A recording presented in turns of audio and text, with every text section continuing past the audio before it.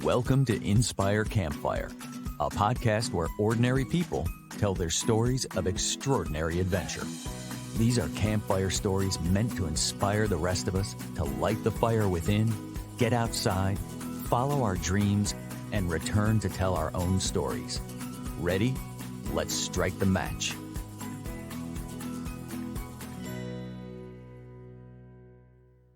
Welcome to the show. I'm your host, Scott Wurzbacher, and today we're talking with someone who epitomizes the work hard, play hard mindset and is here to share with us how confidence comes through the grit of experience. We're joined by Anita Phillips, who has oscillated between the glitzy corporate life of London, Paris, and Hong Kong, where she was a lawyer for 20 years, to traveling the world multiple times with little more than a backpack and a small tent.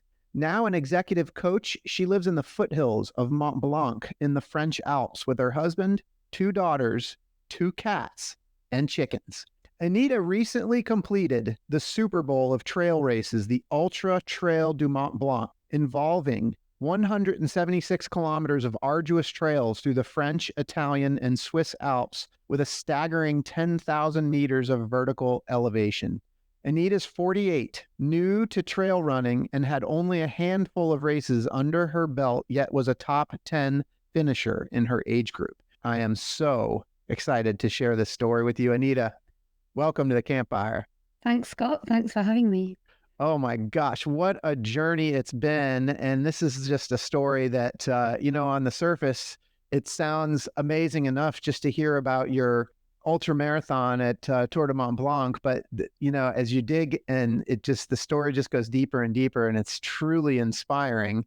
I think I would love if we could just start with the UTMB and talk about that experience, and then we can go back in time from there. But for listeners that aren't familiar, can you talk about the UTMB and what it is? Sure. So I think you described it as the Super Bowl of trail races. It is the biggest race on the trail running circuit, and it happens to take place just outside my front door, actually. So it starts in Chamonix, it ends in Chamonix, and it follows this amazing route all around Mont Blanc. So at every point, you have got Mont Blanc on your left, and if you don't, you've gone wrong. But it goes through the French Alps, it then goes through the Italian Alps, and it twists around to the Swiss Alps and comes back to Chamonix, back into France at the end. It is a long race, shall we say.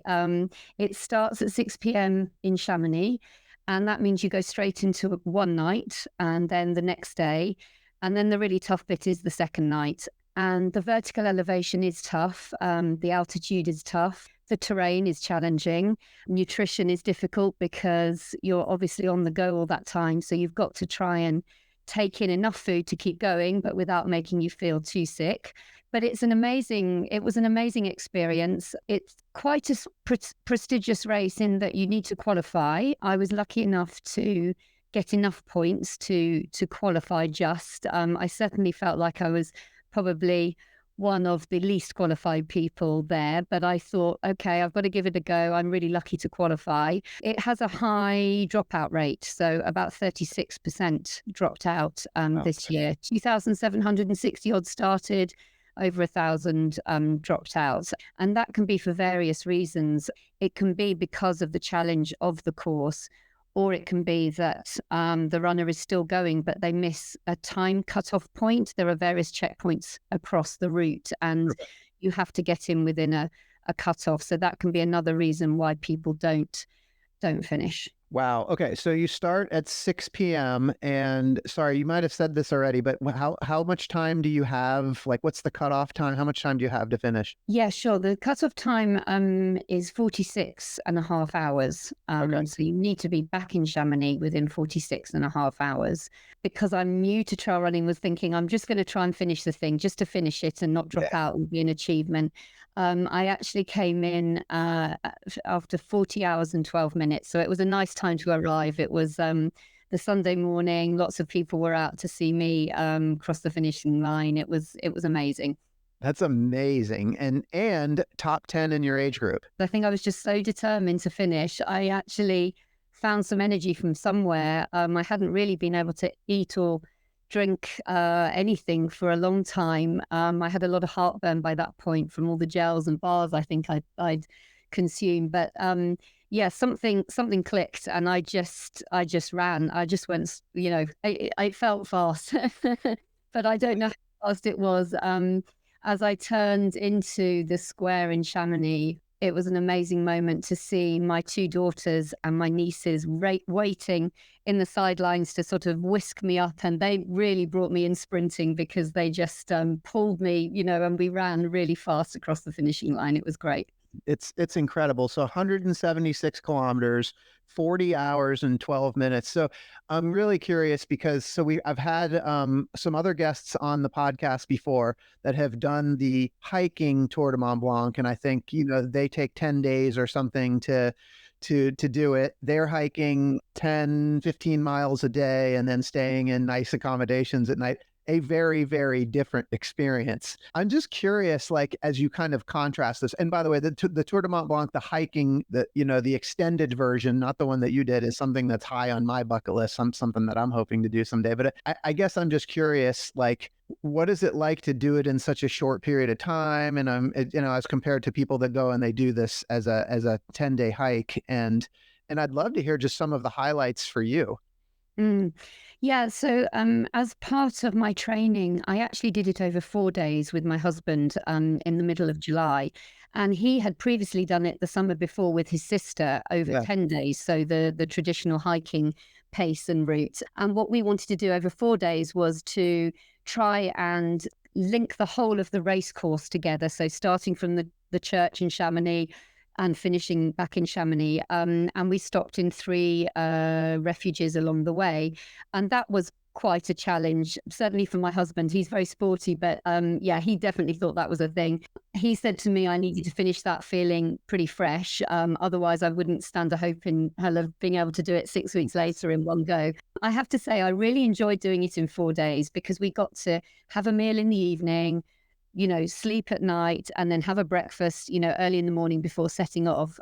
It was still 45 to 50 kilometers, a day.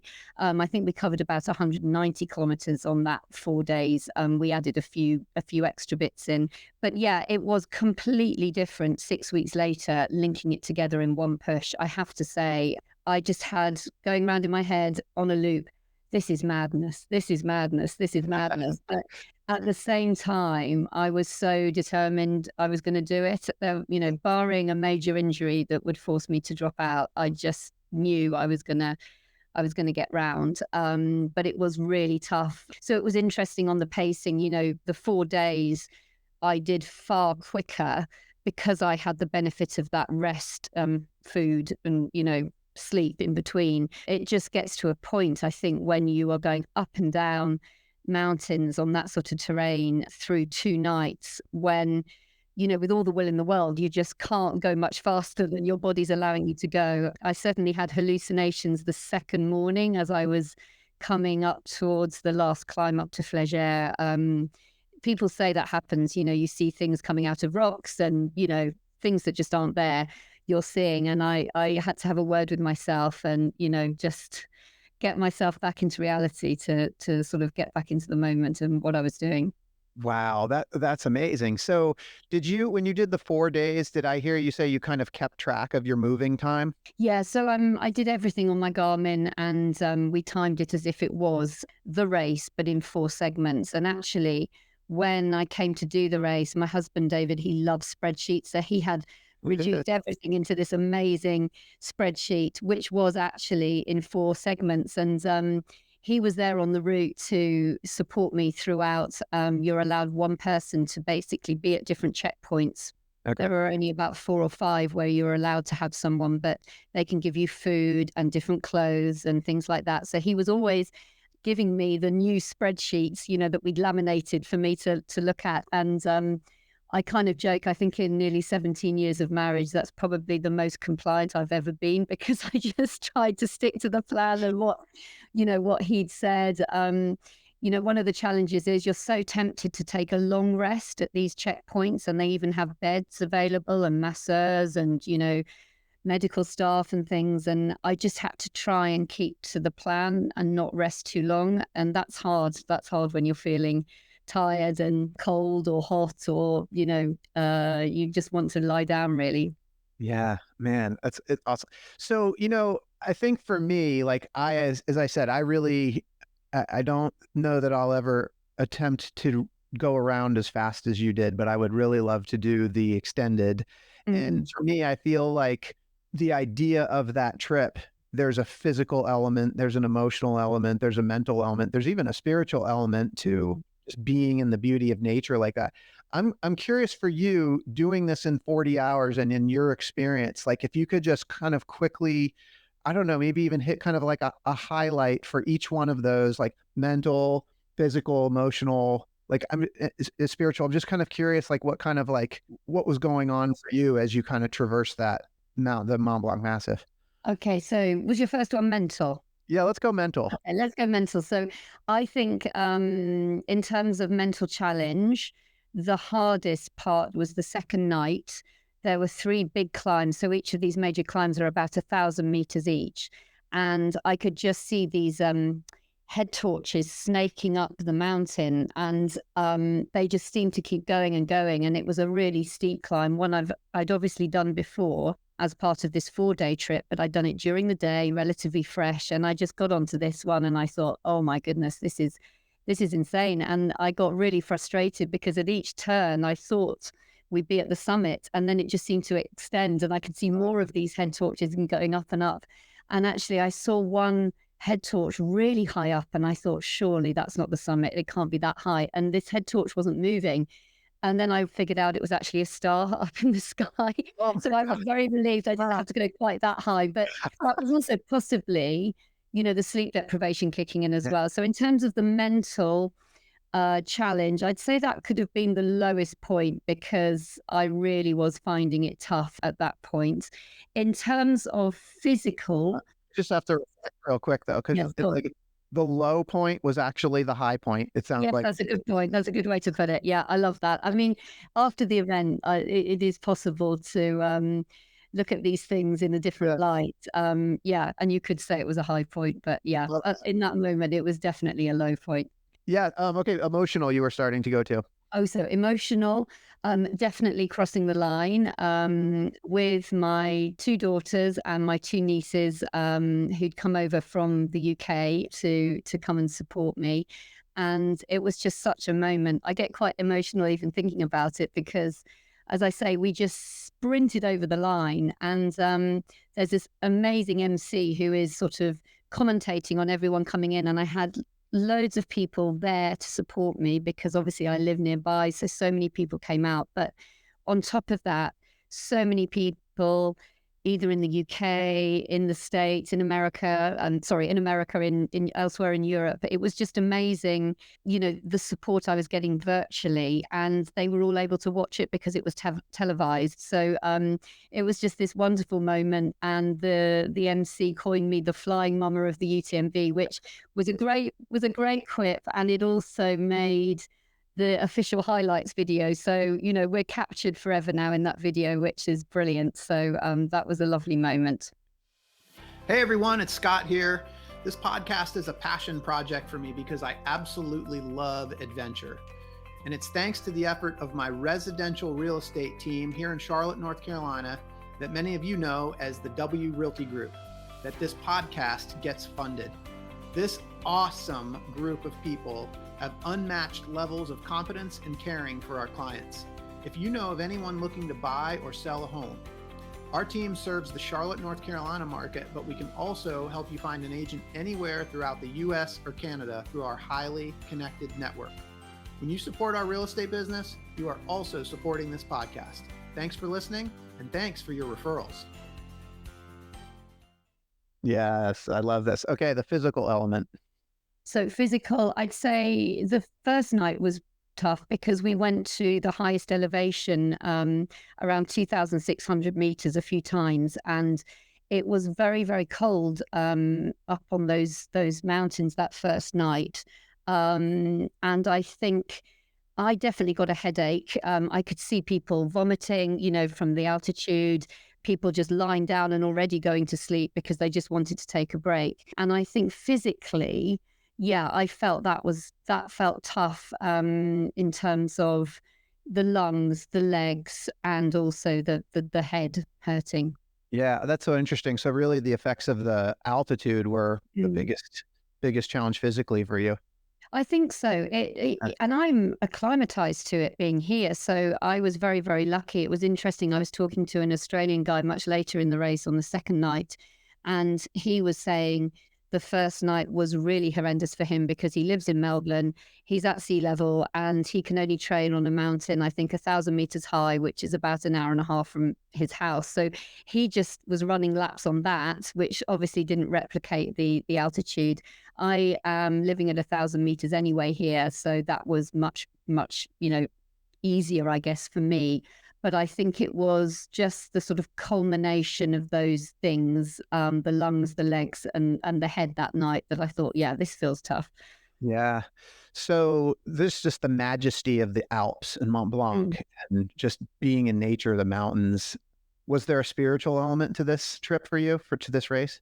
Yeah, I feel hugely lucky and privileged to live here and to loop that together in a way that not many people get to do was just so special. And I did actually stop to take photos. I mean, bearing in mind, I'd done this over 4 days, only a few weeks before. I've done segments of the route many times, but still, I just got my phone out and took photos because it was just so beautiful, to see certain parts of it at dawn or at sunset. We were lucky it was very dry. It was very hot, but it was very dry, but it made the views just spectacular. So, yeah, I definitely felt the majesty of the mountains and just privileged to be there. Yeah, one of the words I love to talk about on this podcast is awe. And my favorite definition is a reverential respect mixed with fear and wonder. And I just love that feeling of awe. And I have to imagine when you're running through that area, that region, that you had to have moments of awe. And I'm just curious if any kind of jump out at you. Yeah, I think the second day, actually, on the Italian side, going up to Refuge Bonatti, and you've got the Italian side of Mont Blanc in all its majesty, staring at you. And it's quite a different side to the aspect I'm used to seeing from the French side. And the weather was just, it was hot, but it was beautiful. Everything seemed to be in glorious Technicolor. And I just thought, wow, this is awe-inspiring. Yeah.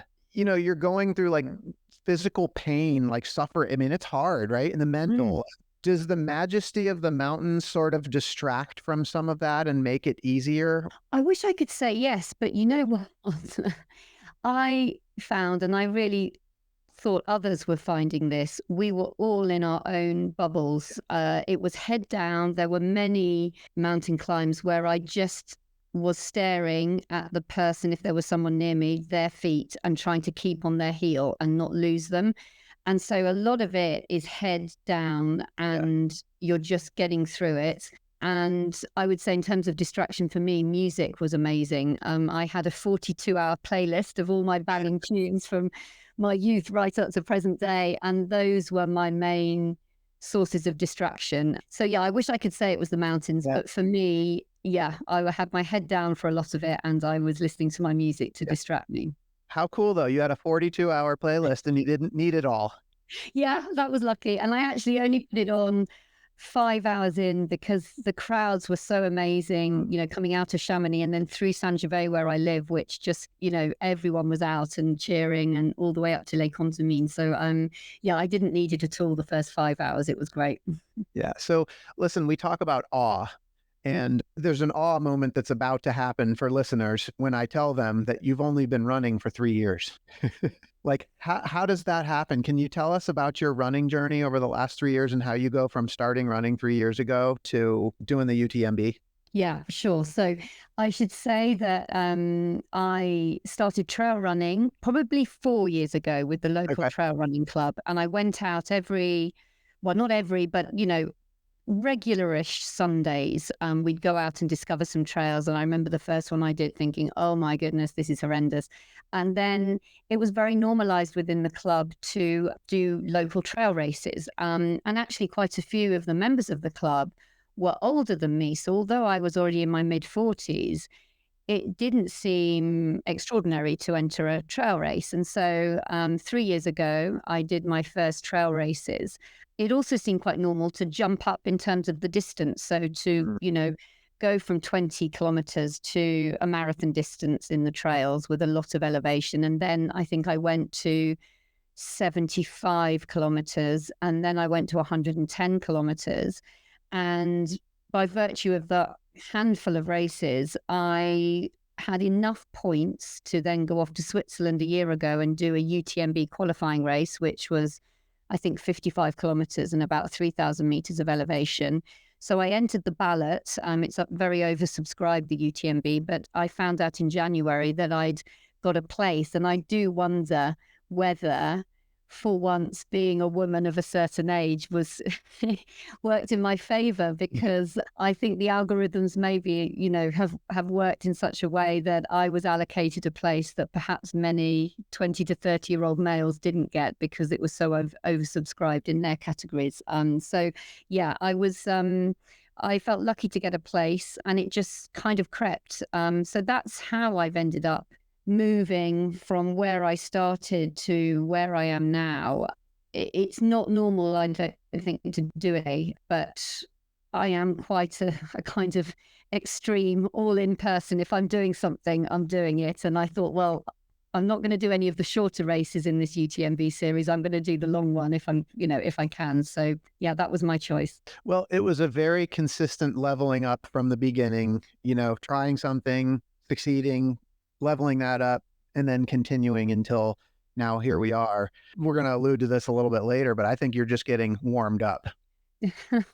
I'm excited to see what happens next. But the thing is that you and I had a chance to talk last week before, obviously before we're recording here, and I've learned so much about you. And from the outside, it seems like your running journey is this very short amount of growth in a very compressed time frame. But the truth of the matter is, you've been exploring and pushing limits and, again, working hard and playing hard for your entire life. And a lot of this has come down for you. It's come down to this growing confidence inside of you. And I guess I wonder if we could kind of go there a little bit and talk about how you developed this confidence, and maybe we can kind of go back in time a little bit, and you can share with listeners a little bit of your story and how that confidence is developed. Yeah. Okay, sure. So I should say I was never a particularly confident person. I didn't have much self-belief. In fact, I'm your classic kind of type A, high achieving, very anxious to get things right, paranoid that I'm going to get things wrong, fair bout of imposter syndrome thrown in over the years. So I'm not your classic confident person. But I would say that around the sort of mid-90s, by the time I'd gone to university, I was studying law. It was, again, very normalized to go traveling in the long summer break between terms. And I think the first year I traveled around Greece with just a backpack and a sleeping bag with my friend. We had a great time. The following year I traveled around Spain. And then it was really the third year that I discovered Southeast Asia, and that felt like a really big step for me to go and fly long haul. I flew into Kuala Lumpur. I was on my own. I knew I was going on my own for a month. I think I just broken up with my boyfriend at the time, and I just knew I would have to go on my own. And it really helped me grow, because I had to take charge of myself. I had to take charge of everything I was doing, be responsible, and also just make choices, because suddenly I had this month and I had my Lonely Planet guide with me, the hard copy. I can't believe we used to travel that way, but obviously this is before phones and things like that. It was just this sort of voyage of, it sounds trite to say, a voyage of discovery, but it really was wonderful to take buses, up through Peninsula Malaysia. I went and did my PADI open water diving course on the Perhentian Islands. I traveled through the, tea plantations and then down to the beaches on the East Coast. And I just had this most amazing time. Very simple, living on a few dollars a day, but meeting very interesting people. And I felt quite safe. And, I thought, this is great. This is a wonderful way to live. And I actually met a friend now who lives in Australia, but she's Scottish, Laura. We met in a place called Cherating in Malaysia that summer. And we just got on immediately. And we agreed that the following year we would do a trip, starting together at least, in South America. And so I went back to do law school. She went back to finish her law degree. And I saved some money before I went. I worked at a law firm in London and saved some money. And I agreed with my law firm that I would take a year off before starting as a trainee solicitor in the city. And Laura and I met in Buenos Aires. It was about September, I think. And we learnt Spanish for a month in Buenos Aires. And then we saw this ad to crew on a sailing boat to try and go around Cape Horn. And neither of us had ever sailed. We didn't have a clue what we were doing, but I think we egged each other on. And I remember us writing emails to our respective mums from an internet cafe in Buenos Aires, trying to frame this as quite a sort of sensible cruise that we were going on. But in fact, it was to crew on a boat to try and get around Cape Horn with this captain called Marco from Italy and a few other crew, most of whom got so seasick they had to be sailed back to land to cease being on the boat. And it was a crazy month. We didn't make it round Cape Horn. The mainsail completely ripped, and we had to get ourselves to land in this very dilapidated fishing village somewhere sort of on the coast of Argentina, but a bit further south of the Falkland Isles, if you can imagine that. And it was kind of mad. We then started hitchhiking around South America. Now, as the mother of two daughters, if my girls in a few years were to say they were going to do that, I just would never sleep. I don't think, again, I would be racked with worry. But I've listened to the podcast you recorded with Daniel about hitchhiking around the world, and I just share so many of his sentiments. I had only good experiences. People were so generous, so friendly and kind. Nothing bad ever happened, even in South America. But I carried on my trip from Brazil to the Atacama Desert in Chile and into Bolivia, and then did the Inca Trail in Peru and flew out of Lima. Laura had already done most of that sort of route, so she carried on through Central America, whilst I then flew back to London and then travelled around the world on a ticket that took me to New Zealand, where I also hitchhiked and have made lifelong friends, Australia, and then I had 3 months in China and finished in Southeast Asia at the end, which was amazing. So that was, I think it was Laos, Cambodia and Thailand, and I'd also been to quite a few of the islands east of Bali and Indonesia as well on that trip. Yeah, as we're kind of talking and you share the whole journey with UTMB, and you just shared the year that you had kind of traveling the world. And I know that there are other experiences that you've had increasingly throughout your life where you've taken other sort of sabbaticals to go to travel. And it's just funny because, like, as I kind of look at the UTMB experience, you started trail running 4 years ago. You did 20 kilometers, then 75 kilometers, and it just kept growing and growing and growing. But if I look at your adventure experiences, it's kind of the same thing. You started with a couple of little backpacking trips, and then, you travel for a week or 2 or 3, and then it turned into, and on the next thing you know, it's a year. And it's just sort of just like leveling up. Can you talk about the confidence building, both of those experiences, all of your experiences, how that confidence sort of had ratcheted up during those experiences? Well, I think when we all step out of our zones of familiarity, and that can be in many different aspects of our lives. It can be in our work, it can be in our private life, sports, it can be many different, ways. But when we do that, we grow and we risk failure. And there is an element of risk and danger in stepping into the unknown. But I think it really is the only way we can truly grow. And I guess, as with UTMB, with the traveling, as you really eloquently summarized, I did start small, and it didn't seem like these huge step changes at the time, because actually it was the same principle of traveling. It was just, more exotic and further away from home, and in a culture I had, no experience of and no chance of speaking the language. So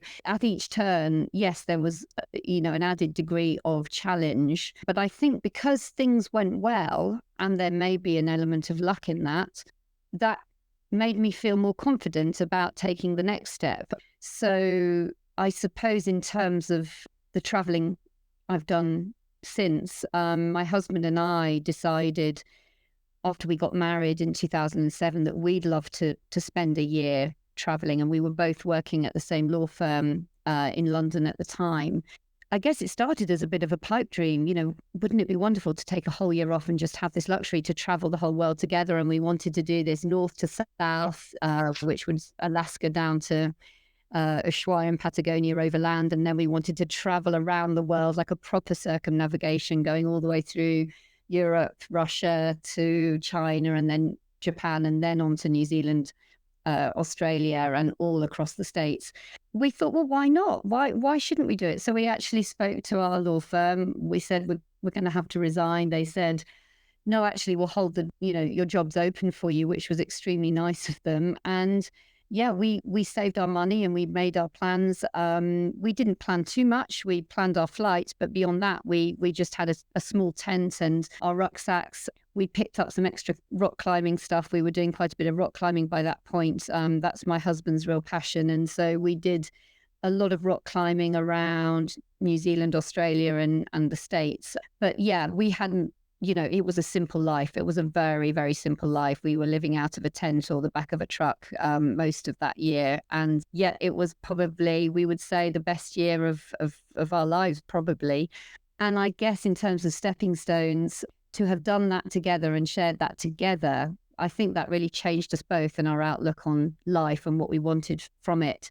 But it was funny, we went straight back to London after that year and just stepped back into our corporate lives and our London lives for about 4 years. And then the opportunity came up to go across to Hong Kong, to the Hong Kong office of our law firm with David's job. The only problem was we had just had our second daughter. So she was 3 months old when we moved. Lara, our eldest, was 2.5. And we didn't know anyone really in Hong Kong. We had just finished renovating our house, so everything was perfect. And yet this was this opportunity to go, and we just thought, why not? I can remember thinking, well, I've done one maternity leave in London with Lara. Why don't I try maternity leave in Hong Kong and see how that is with Ilya? And so we arrived with a newborn and a 2.5-year-old, and we were suddenly living in the 27th floor of a high rise in Hong Kong, a city state with 7 million people. But it was amazing. We had an amazing time. I was able to find work in the office there, and my career really flourished there, as did David's, and it was an amazing 6 years. But then, just as things were probably on paper looking very comfortable, the girls were thriving. They were in a school learning Mandarin, English, and Spanish at the time. They had loads of activities they loved.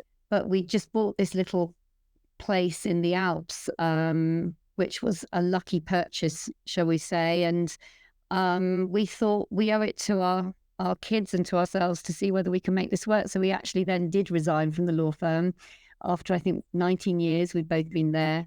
And we moved over to France. And that's where we are now, 5 years later. But we had no real idea of where work would come from or what life would be like. But we thought we need to give it a go. And we registered our girls at the local French school. They didn't have a word of French at that point. And we just dropped them off at the school and hoped for the best. And actually, they picked up the French really, really quickly. I remember them saying, "Mummy, it's so much easier than Mandarin. It's so much easier than Chinese." So I think there was something as well intrinsic around, I think, them being exposed to different languages from a very early age in Asia. I think that helped them, although the French language was very different to Chinese. They picked it up quickly, and yeah, it was good.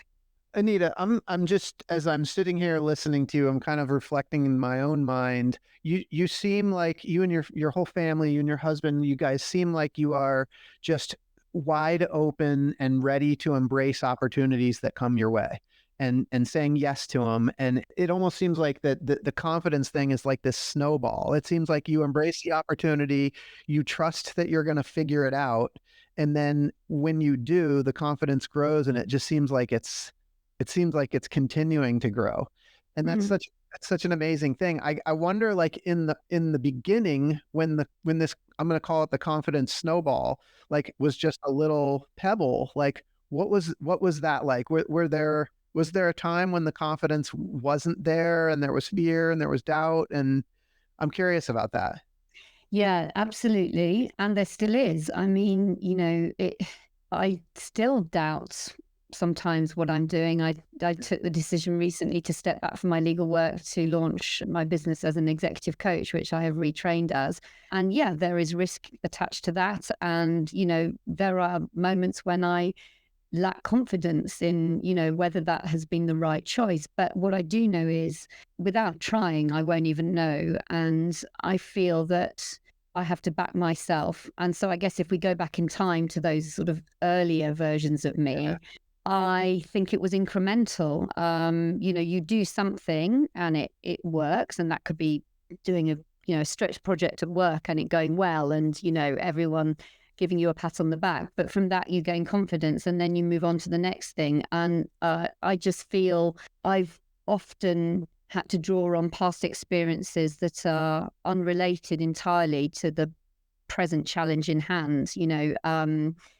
I kid you not, I when I was looking at doing UTMB, I did at times say to myself, well, I was pretty good at endurance, back in the day, the work hard, play hard. I'd pull an all-nighter at work, to meet a deadline, and then somehow managed to go out, the next night to celebrate. So, 2 nights, no sleep. And those sound like really tenuous, experiences to draw on. But I think we all have a bank of experience we can draw on. We just have to take a moment to think and reflect on those. And, I would just encourage everyone to allow yourself the luxury to think about what you have achieved in your life. And it doesn't have to be some major big thing.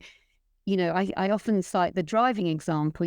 Most of us have all learned to drive. And when you actually think about driving, it's really high risk and really difficult. I know we drive in the UK with manual sticks, and yes, it might be a bit more complicated, but still, even in the US, I think, I've just seen my nephew at 15 pass his test. It's incredible. And, when you think every adult really learns to do that, I think draw on these little experiences, allow yourself to think about what you've done in other aspects of your life, and allow yourself to, have confidence to use those experiences to take you forward into different aspects of life or different challenges.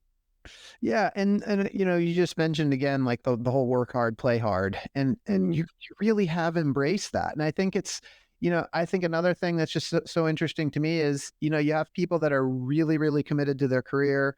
A lot of what we've been focusing on here is adventure, but we didn't even get into the career side. But you've seemed to have this really beautiful balance of, in the intro, the glitzy corporate life of being a corporate attorney, London, Paris, Hong Kong, like, this is big time stuff, but yet you're also such an incredible adventurer that appreciates the simplicity of sleeping in a tent and, hiking with a backpack. Like, how do you blend those two? How have you been able to do that? Well, I think in terms of the career, because I was, labeled the studious one, my brother was the sporty one. And I guess we lived up to those titles, if you like. Going into law seemed like a very natural thing for me to do. Also, I was attracted to going to the city, living in London and being there. And that certainly, was great for me in my 20s. Moving up into my 30s, I think I felt, I'm not sure this is the career for me or the place for me, really, as I look to sort of raise a family. But I did enjoy the job. And I think I liked that it allowed me to travel and experience new, cultures, like moving to Asia and really experiencing what it would be like to live there for 6 years. So it's given me so much. But actually, the move we took from Hong Kong to France, I think we really knew that was a big move. That was something where we were, for a moment, at least closing that door on that corporate life. And we actually moved here, and my husband and I, we didn't work as such for, I think it was 2 years. Now, during that time, there was the pandemic. So I think everybody in their own way lived a simpler life and were probably working less. And so that was a bit of a leveler, but still we had a really big sea change in how we lived our lives. We'd suddenly brought back all this time to be with our children, which was so important to us. And just that time to really think about, well, who do we want to be? What do we want to spend our, precious time, doing? How do we want to live? Now, I have to say, I think the pandemic really helped us. We were able to then start working remotely. I actually then went and worked remotely for my old law firm for 2 years on a really major dispute and public inquiry. And I did that all from here, which was an amazing opportunity. But, we weren't to know at the point of moving and taking that risk to, move over here, that would become possible. Likewise, with the executive coaching, now it's very normal to coach remotely and do video consultations. So that has become more possible. We weren't to know that was going to happen, but I guess we've benefited from that. I am sure, though, that if that hadn't happened, absent that, I think we would have found a way to make it work. Perhaps I would have got a job locally, and that would have had its benefits as well, because although I've tried very much to integrate here, we all have, and, we do voluntary work here to really integrate and use our French. I think you cannot substitute working actually and being immersed in a French day to day. And that's really through your work. So I think there would have been benefits had we not been able to work remotely. And I think we would have tried to seek out those advantages of that. So I think it's about trying to take chances, see opportunities, and not worry too much about the details. Try, by all means, you've got to have a plan. I'm a firm believer that if you're going to have a big goal and go after it, you need to have 4 things. And that's an element of self-belief, not much, but enough. You need to have sufficient time to realize that goal. And that can involve some difficult choices and, sacrifices. And then you need to have a plan, and you need to execute on that plan. And finally, you need to have support. So those are my 4 ingredients, if you like, for going after big goals and big change. But I think we've taken chances and taken risks for sure. But, so far they've paid off. Yeah, I love those 4: belief, time, plan, and support. Yeah. Yeah, that's great. That's even better. 4 words. I like that. I love that. I think one thing that I notice about you, I mean, there have been key points in your life where you have acknowledged this voice inside that's calling you to some sort of adventure. It was, after law school, your law firm held a place for you, but it seems like you essentially said, I'm doing this. And, they saw your value and said, okay, we'll wait. And then later in your career, same thing, you were ready to resign, and the firm that you were working for said, we'll hold your place. And so it's like you've been so passionately connected to the voice inside that's called you to adventure, and you've been intentional about saying yes. Obviously, that confidence snowball keeps occurring for you. I'm curious because, you've kind of drawn a hard line in some of those places to say, like, I'm going to do this because this is something that my heart is calling me to do. And there has to have been this trust that everything was going to work out. And I'm curious if confidence and trust are the same thing, or if they're different. That trusting that everything's going to work out. Well, I think one begets the other. So if you have sufficient confidence, you can have an element of trust that you're going to, succeed. But I think often it depends as well on external factors. And you're quite right to say we have oftentimes taken charge of the direction of our careers and our lives as a result. And we've gone to the firm to say, we want to do this, we want to do that. And, I do think, if you don't ask, you're not going to get. So it's worth having the discussion. Totally. And I would encourage people to listen to, and think about what their inner voice is saying and how they might be able to turn that into a conversation with whoever it needs to be, whether that is your boss or whether that's your partner or a friend or a child or, but I think it is really important to take that time to reflect on, what it is you want to do in your life and who you want to, spend that doing, because ultimately we're the sum total of the people in our lives. And, we do need to be doing what brings us joy. That's the bottom line. So it's worth taking a moment to think about that and then imagining, what does that involve? What does that look like to get from where I am now to where I might want to be? And yes, that will involve potentially difficult conversations with stakeholders. But, I would encourage people to have those conversations. I love it. Can you talk a little bit about your earliest inspiration and the earliest call to adventure that you felt? Well, it's interesting. I feel I've joined the dots recently. My paternal grandmother recently passed away. She was 100 years old. She'd received her card from the King and Queen, which if you turn 100 in the UK, you receive, it used to be a telegram, now it's a beautiful card.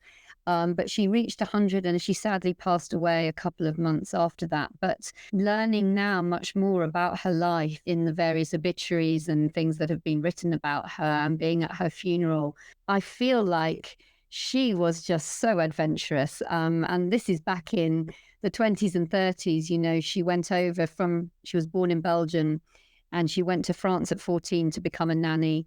She then got married on a hunch based on a New Year's Eve kiss with my grandfather in Belgium in the middle of the war. And she moved over on a hunch to the UK, not speaking English, and she married him and she made her life over there.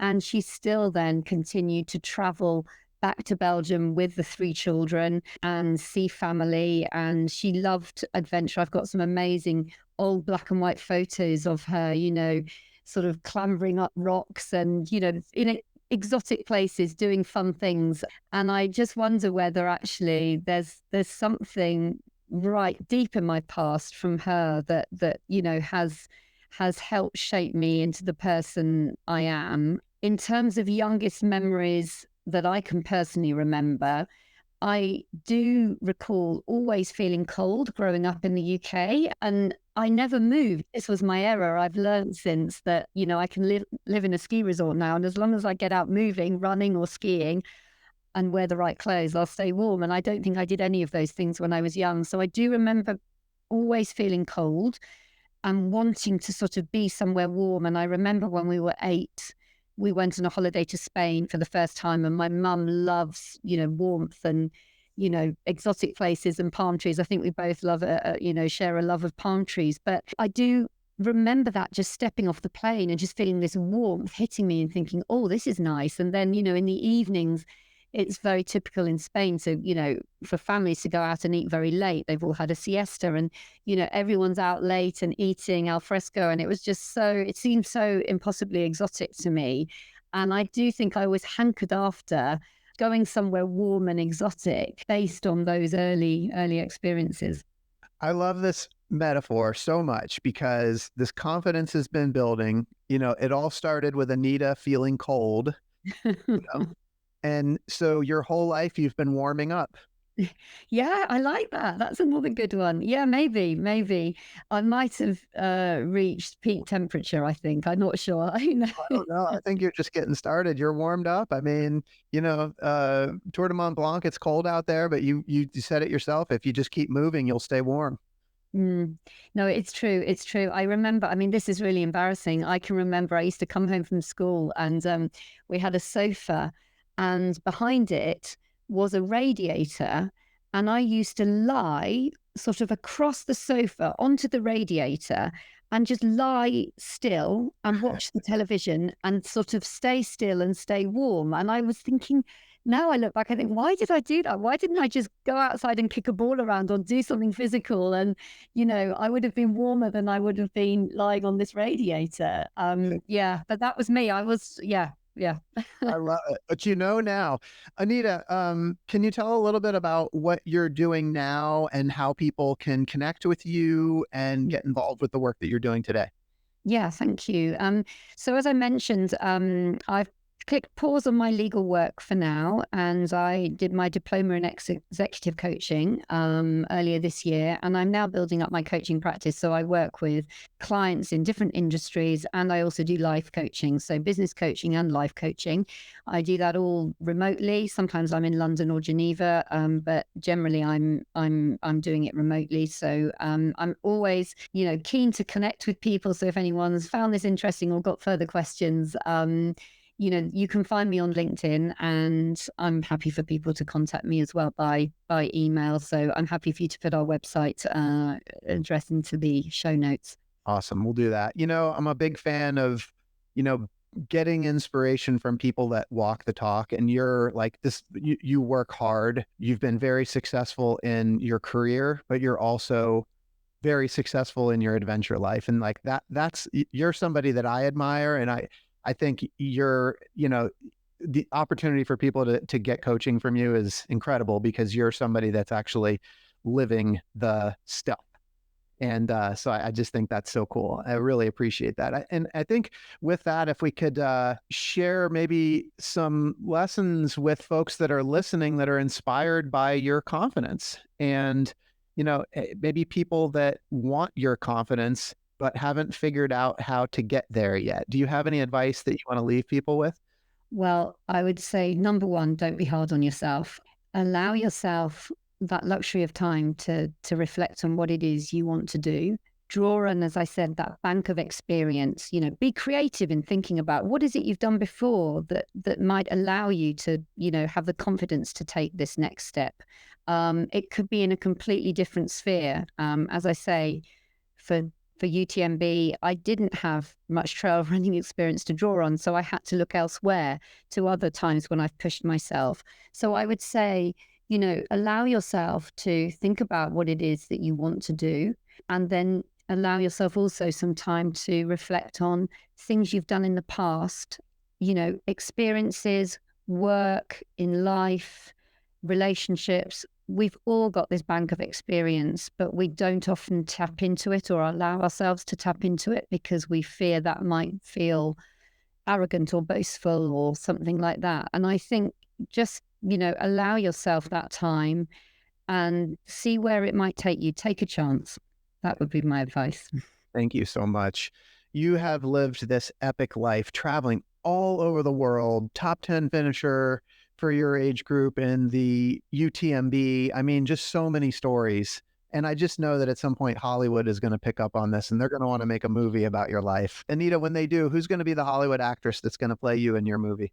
Well, I knew this question was coming. So we had an interesting discussion over dinner yesterday, and Lara, my 13-year-old, said Claire Danes, which I thought had a really nice symmetry to it, because that's great. I guess she's reinvented herself. I guess I've reinvented myself at a few turns in my life, and she has as an actress. So yeah, I liked that.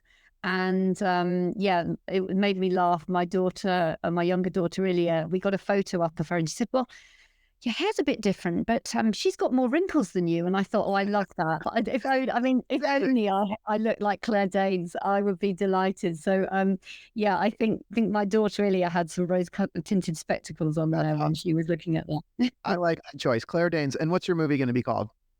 Well, David had this suggestion, and I think this is a good one. Why not me? And I think oftentimes I've sort of asked, well, why not me? Someone's going to do this, and why shouldn't it be me? Why shouldn't I be able to travel around the world? Why shouldn't I be able to balance, a legal career with, this sort of simple life in the Alps? Why shouldn't I do UTMB? Someone's got to do it. And I guess that sort of process of reinvention, which comes from confidence, to your point. But I think, the why not me? I wrote a LinkedIn post as well about it a couple of days ago. So there's something on there about why not me. But Yeah, I think that would be a good title to the film. Why Not Me, starring Claire Danes. That's going to be good. Perfect. I'm super excited. Anita, I'm so thankful that you spent some time with me today. And I want to give a public shout out to our mutual friend, Brad Knoll, host of the Student of the Game podcast, for connecting us. So honored to have been able to spend some time with you today. And for those listening, I hope you've been inspired today as much as I have. I hope Anita's story has encouraged you to listen to the voice inside that calls you to adventure, because we want to hear your story next. If you have a story to tell or just need a nudge to create one, please send me an email. We'd also appreciate it if you'd help us spread the word by leaving a review and sharing or tagging Inspire Campfire in your social media. And until next time, I want to encourage you to get outside. Thanks for listening. Anita, thank you so much for being here. Thank you so much. Thank you. It was a pleasure.